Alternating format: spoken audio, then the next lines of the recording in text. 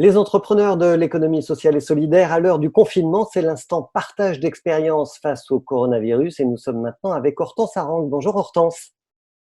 Bonjour. Alors vous êtes cofondatrice de Fleurs d'ici, c'est la première marque de fleurs éthiques 100% française avec forcément des fleurs locales et de saison. Comment est-ce que vous vous réorganisez avec la crise sanitaire? Fleurs d'ici, c'est des fleurs 100% locales et de saison. Donc, ça veut dire que la façon dont ça fonctionne, c'est un collectif, en fait, dans lequel on agrège à la fois des producteurs locaux avec des fleuristes locaux, des livreurs et des clients, évidemment, à la fin de la chaîne. Au tout début de la décision de confinement, en fait, les fleuristes indépendants ont dû fermer leurs pas de porte. Ça veut dire ils n'ont pas l'interdiction de travailler, mais ils ont l'interdiction de recevoir du public. Donc, en fait, nous, ce qu'on a fait chez Fleurs d'ici, c'est qu'on a essayé de repenser toute la chaîne logistique, de telle sorte à, en fait, organiser un circuit court direct depuis chez les producteurs vers les fleuristes, parfois jusqu'à leur domicile, pour ceux qui ne peuvent pas forcément se déplacer, et cetera, pour que les fleuristes indépendants puissent continuer à travailler avec les producteurs, en soutenant évidemment cette profession qui, en ce moment, est très durement touchée par la crise, puisque pour les producteurs, en fait, les 3 mois entre mars et juin sont les mois où ils font jusqu'à 50% de leur chiffre d'affaires annuel.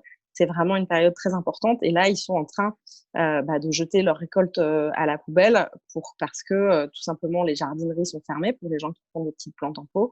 Et pour les gens qui font de la fleur coupée, les marchés de gros comme Rungis sont fermés, par lesquels ils écoulent une partie de leur marchandise. Et deuxièmement, cette profession qui est aujourd'hui très dépendante des circuits de grossistes hollandais qui viennent récupérer en fait les fleurs chez les producteurs français, les font remonter jusque dans les Pays-Bas et ensuite les redistribuent vers les fleuristes dans tous les marchés européens. Ça a été effectivement une activité qui aussi a été suspendue puisque le marché de gros qui est en Hollande, sur lequel sont négociées toutes les fleurs mondiales, a fermé lui aussi. Donc voilà, donc tout était complètement paralysé.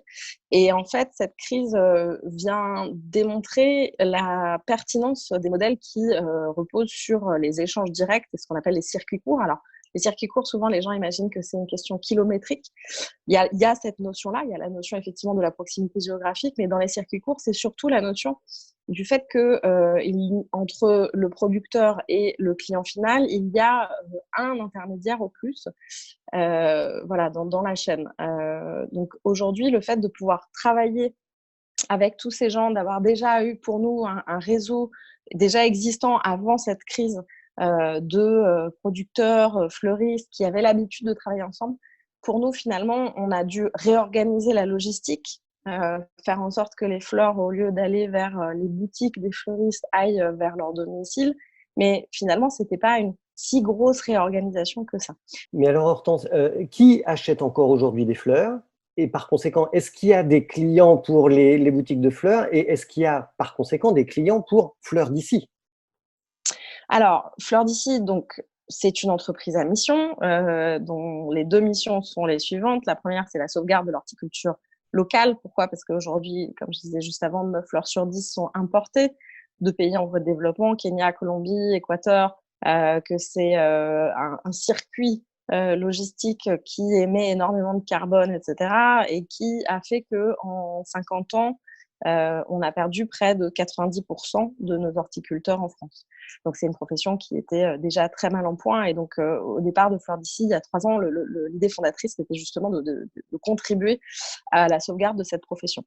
Donc, ça, c'est notre première mission. Et la deuxième mission, c'est le soutien au commerce de proximité et du coup, au dynamisme des centres-villes, puisque nous, on a fait le choix de ne pas travailler avec une usine, un atelier-usine dans lequel, duquel on ferait centrale, duquel on expédierait ensuite les bouquets vers toute la France en camion.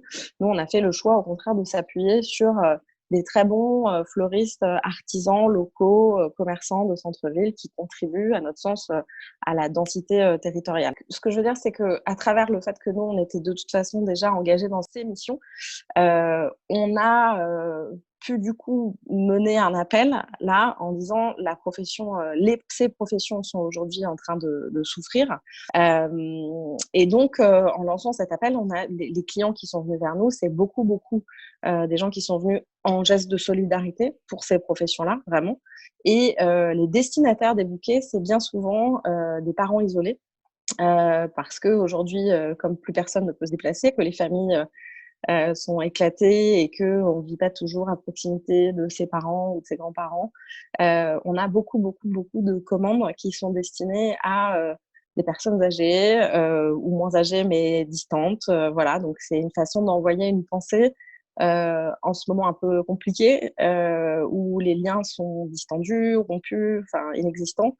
Voilà, c'est une façon d'envoyer une pensée pour les gens auxquels on a de l'affection et qu'on peut pas forcément, avec lesquels on n'a pas forcément de lien physique. Donc c'est vrai qu'on livre beaucoup, notamment dans les EHPAD, dans les maisons de retraite, voilà, pour les gens qui peuvent pas rendre visite à leurs parents qui sont en maison de retraite, puisqu'il y a le confinement évidemment. Du coup, c'est une façon de remplacer ce geste-là de cette façon-là. Et ce sont les fleuristes avec qui vous travaillez qui livrent dans les EHPAD, c'est pas vous, Fleur d'ici, directement, hein? Si, bien sûr. En fait, Mmh. toute l'idée, c'est que nous, au cœur de la promesse de Fleur d'ici, c'est que le fleuriste puisse se concentrer sur son cœur de métier, c'est-à-dire la partie création du bouquet.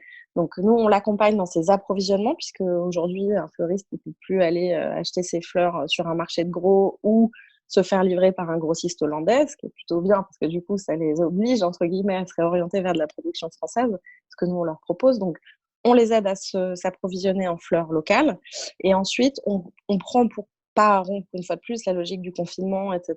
On a mis en place un circuit logistique aval dans lequel nous, on travaille avec des partenaires qui sont agréés et qui sont autorisés à travailler dans les conditions sanitaires actuelles, donc avec toutes les mesures, les précautions, sans contact, etc.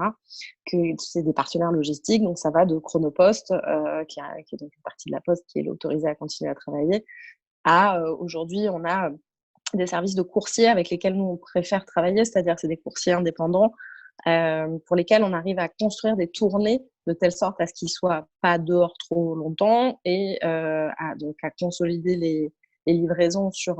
On livre que sur certains jours, on livre mercredi, jeudi, vendredi en Ile-de-France, enfin en région parisienne, et jeudi, vendredi sur toute la France. Dans le contexte actuel, justement, pour pouvoir faire en sorte que les livreurs travaillent dans les meilleures conditions possibles.